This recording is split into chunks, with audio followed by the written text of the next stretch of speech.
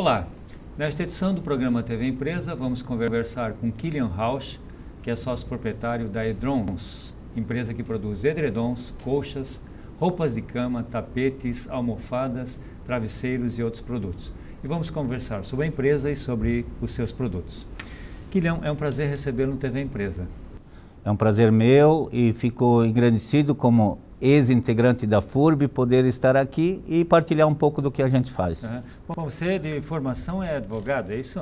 Eu me formei em Direito fazem muitos anos, a minha OAB é bem antiga, de 88, se não me engano, mas depois fiz mais uma especialização através da FURB também, Direito Empresarial, e circunstâncias da vida, a empresa que eu trabalhava entrou em dificuldades financeiras e eu tive que assumir uma parte da gestão. E nessa nova empreitada, eu senti a necessidade de voltar aos bancos escolares. E aí eu fiz uma pós, através da FURB, INPG na época, e fiz uma pós em marketing. Marketing, na área mais comercial. Exatamente, porque comerciante nós temos que ser todos, todo dia um pouco. Exatamente, mesmo advogado, né? Mesmo como advogado ou na nossa casa, porque a gente sempre está ou comprando ou vendendo alguma coisa. Bom, daí então, você estava nessa empresa que é do ramo que hoje tu tens a Edrons, né? E você saiu dessa empresa, tinha um cargo executivo, né? Normalmente com salário bom, né? E aí você arriscou tudo, começou um negócio. É interessante. Doutor Pedrinho, a Edrons. É interessante. Isso é quanto? Quanto tempo tem a empresa? A empresa tem hoje 6 anos e meio. É interessante pelo seguinte, porque na verdade o sonho é algo que a gente não pode controlar. Ou se a gente controla, ele inibe a felicidade. Eu sempre tive o sonho de ser empreendedor, já tinha uma lojinha. Nos finais de semana tínhamos um supermercado na escola agrícola, o Super, junto com meu irmão. E só que o negócio paralelo ele não funciona muito bem. Ou você vai de corpo e alma ou não. Então acho que o empreender está dentro da gente. Sim. E eu tinha esse sonho e dentista que trabalha com dente, se ele está num consultório, ele vai sair, vai fazer o quê? Vai trabalhar no mesmo ramo novamente. Exato. E foi o que aconteceu. O que eu mais conhecia é o que eu trabalhei durante 28 anos numa empresa. Então, eu conversei com várias pessoas e todas elas me incentivaram, porque sabiam da minha trajetória. E o meu sócio atual, o Beto, da Bela Janela, ele disse, se quiseres um parceiro, você é teu parceiro. Então, ele é meu parceiro investidor. E a gente, na estratégia, troca muita ideia juntos. E por que Dr. Pedrinho, na época? Na época, Blumenau passava por um processo interessante. Não tinha mão de obra disponível há 6, 7 anos. Exato, é muito difícil. Toda a região aqui do Vale. E a indústria têxtil, ela é intensiva de mão de obra. Analisando isso, analisando também o aspecto de, em Blumenau, eu seria apenas mais um. Nas cidades pequenas do interior, poderia ser um dos importantes. Hoje, a Edrons é o maior contribuinte de ICMS do município. Doutor Pedrinho. Isso, com apenas 6 anos. E outra coisa, conseguir um imóvel, um terreno que a minha área tem que ser grande devido ao volume dos produtos. O edredom é volumoso, o travesseiro é volumoso. Aí a gente foi pesquisando e no interior a gente consegue ainda uma propriedade com preços acessíveis. Além disso, tinha uma vantagem que hoje o sistema de custo da energia modificou, você pode comprar energia à distância, na época não existia isso. E lá tem as PCHs das cooperativas. Exato. E eu pagava um volume de energia relativamente alto. E eu consegui uma negociação com 30% inferior ao preço tipo da Celesc. Então, várias razões que me levaram a Dr. Pedrinho. Bom, voltando ao empreendedorismo, esse DNA empreendedor, se deve a Itapiranga ou se deve à família Rauch? Ou as duas coisas? Na verdade, eu acho que é uma simbiose, porque o extremo oeste, se pegar o município de Itapiranga, ele é originário, o povo é originário, a grande maioria da Alemanha. E eles vieram de diferentes segmentos, como Blumenau também, né? E tem muito empreendimento e muito sistema cooperativo. Então é inspirador. Mas na parte de casa, eu vim do mato e até hoje até gosto ainda de cultivar alguma coisa da agricultura. O mato não saiu de dentro de mim. Sim. Tá? Mas a nossa mãe, nós somos de família numerosa, a nossa mãe, para se virar, ela sempre tinha algo para vender. E eu acho que esse espírito, ele transcendeu. Sim, tá? Dali. Ele passa adiante, exemplo, né? É o exemplo. E isso a gente levou para a vida. Eu falo de Itapiranga porque muitas pessoas de Itapiranga empreendem aqui em Blumenau, têm suas empresas aqui em Blumenau, né? Sim, Muita nós temos gente, né? vários. Um grande exemplo era a Web Systems, que foi vendida para Philips Mundial, né? E aqui há poucos dias entrevistamos o Vasco Lauschner, né? Que tem também algumas empresas, e assim outros exemplos. Né? Tem a BenTV. A BenTV, exato. Tem várias empresas. Construcom. Bom, a empresa está com 6 anos e nesses 6 anos, eu até olhei no site, hoje você já tem mais unidades, né? Não é só em Dr. Pedrinho, né?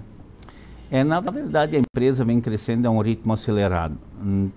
Desde o início, lógico, nos primeiros anos muito mais, mas a gente está crescendo entre 15% e 20% ao ano, apesar do Brasil estar andando de lado ou nem de lado está andando. Exato, era a pergunta que eu ia fazer agora, né? Como é que vocês podem crescer nesse nível num país em Então declínio, isso gerou né? uma necessidade. E como o capital financeiro é limitado e a margem é estreita, eu não tive a capacidade, a condição de investir em unidades próprias e não seria o mais indicado. Então a gente foi ver locação e foi ver também onde é que haveria disponibilidade de mão de obra. Encontramos em Benedito Novo uma unidade que era uma empresa que tinha falido e estava disponível, então a gente expandiu. Hoje a unidade de Benedito Novo já é importante dentro do processo. Aí depois eu fui numa visita que não tinha nada a ver de comercial, fui a Bocaina do Sul. Era dia 8 de março, Dia Internacional da Mulher. Que é próximo a Lages, né? Próximo a Lages. E aí eu vi que o prefeito estava oferecendo um café da tarde para as mulheres e tinha mais de 200 mulheres. Aí enxerguei uma oportunidade. Se tem 200 mulheres tomando café, aqui tem gente disponível para trabalhar. Daí a gente abriu uma unidade em Bocaina do Sul. E essa unidade funciona num pavilhão de festas da Prefeitura Municipal, até ela cedeu. Bom, além disso, Timbó. Em Timbó, né? Timbó. Aí Timbó. Por que Timbó? Como viabilizou muito mais o eixo Benedito Novo Dr. Pedrinho, para fins logísticos, Timbó era muito mais prático. Eu tenho um depósito aqui em Blumenau, mas Timbó se tornou muito mais prático. Então a expansão da empresa no último ano agora aconteceu para Timbó, onde a gente já está com 80 funcionários hoje. Sim, e bom, falando de 80 em Timbó, quantos funcionários são hoje na Hidrons? No total, que trabalham diretamente para a Hidrons, nós estamos aproximadamente em 400 funcionários. 400. Bom, alguns são terceirizados, né? Vocês temos também 60. 60 terceirizados. 60 terceirizados, mas como eles são terceirizados exclusivos, pela legislação brasileira... Sim, exato. Eles são nossos. São funcionários. É isso. Se por acaso algum benefício não for pago pela empresa que os contrata, automaticamente a gente é responsável.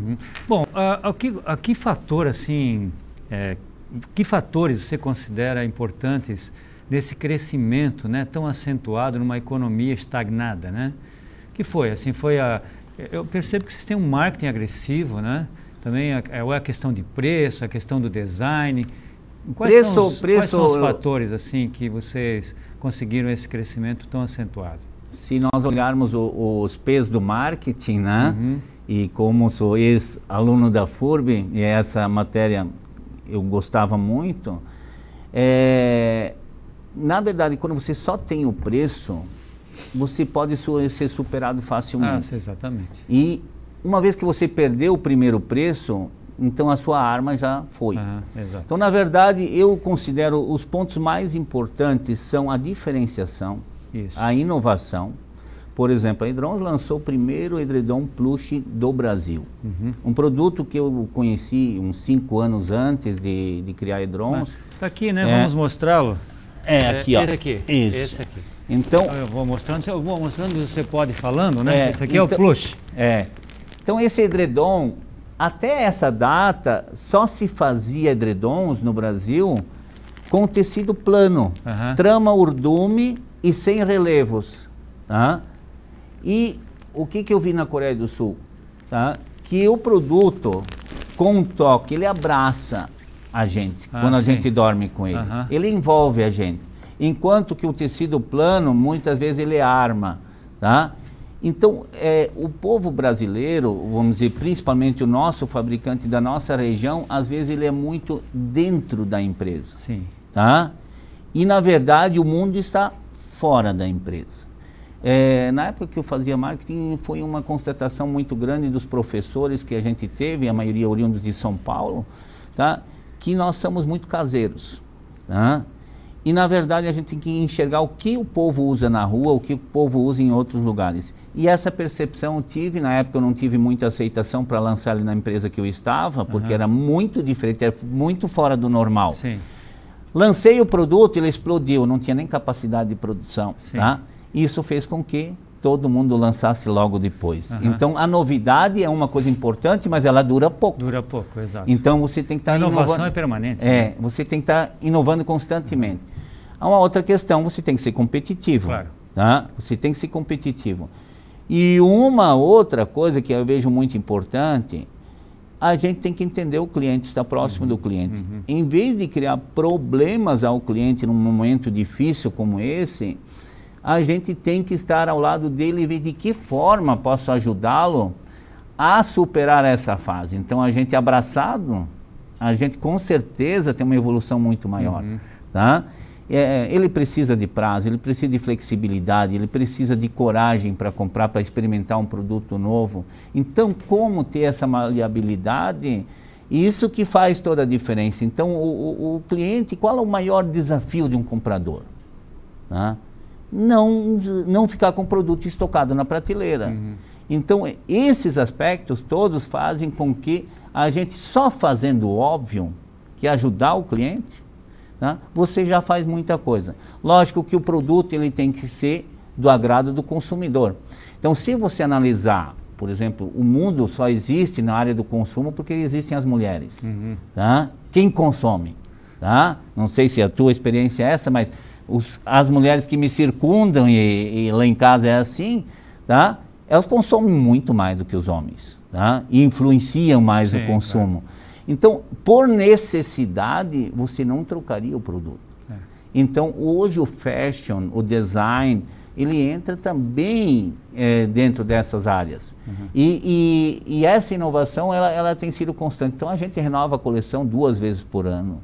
Traz produtos novos, com nova aplicação tecnológica. Por exemplo, isso aqui é um travesseiro, ele sai fora do normal. O enchimento dele é uma imitação de pluma. De pluma. E qual a vantagem dele? Só que é sintético. É sintético. Então são bolinhas que imitam a pluma. Mas qual a vantagem dele? Tem vantagens em relação ao natural? Tem. Porque ele não pega cheiro, ele é não alérgico por natureza, é lavável. Tá? Então, o mercado está ávido, eu tenho observado isso, me lembro muito bem quando foi lançada a Hilux, a primeira Hilux, nós estávamos numa crise e gerou filas de consumo. E um preço alto. Tá? Então, o mercado está carente de coisas novas, de coisas diferentes. Tá? Isso a gente viu nos últimos anos, agora mesmo a gente lançou alguns produtos aí que a gente não conseguiu entregar o suficiente. Tá? Mas num mercado de crise, sim, porque o Brasil é muito grande, o Brasil tem uma capacidade de consumo muito grande. E, para mim, na minha avaliação modesta, o povo já cansou dos problemas da política e tudo mais. O povo quer buscar novas opções. E o segmento, vamos dizer, de investimento mais alto, ele é mais difícil você investir nele nesse momento.